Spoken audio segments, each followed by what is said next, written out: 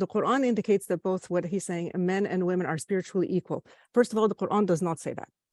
The Quran states those who do good, whether male or female, and have faith will enter paradise and will never be wronged, even as much as the speck of a date stone. Sure, but that does not equal equality.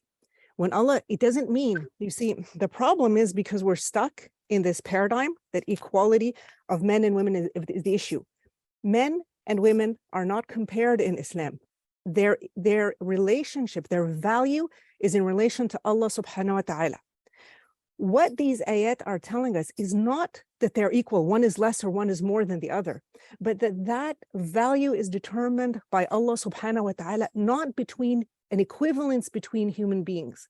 So when an ayah says something like this, there's nothing in there that indicates equality. The only thing in there that is indicated is that they will be rewarded by Allah subhanahu wa ta'ala, some more than others, some less.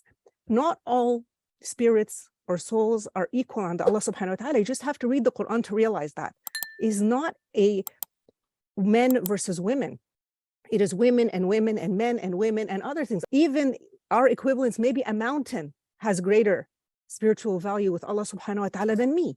Maybe a fly has greater spiritual, I don't know. He hasn't told us. We don't have those details in the Quran. He just wants to humble us. So there is no equivalence of anything created in the Quran. When he says something like this, he is making a promise that should any of you be heedful, that you will have your place in paradise. But he's not saying that men and women are equal when he states this subhanahu wa ta'ala in the Quran.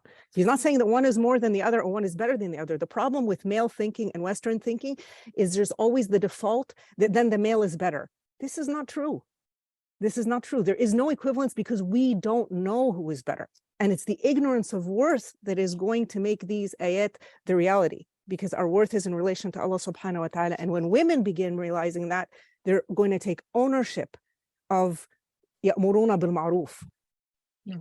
بما فضل الله بعضهم على بعض. When Allah said subhanahu wa ta'ala, He made some of them better than others. The ayah in Surah An-Nisa 34 is not saying that man is better than women.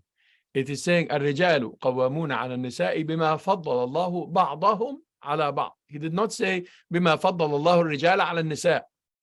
And it's always in the tafsir that الرجال are better than النساء. And it's not like that. He said بعضهم على بعض. Some men are better than some women, and some women are better than some men. And there is no equality. The word equality doesn't exist there. It is read in an apologetic way in the ayah. I know we got into one example very deeply, but that's an application of the methodology.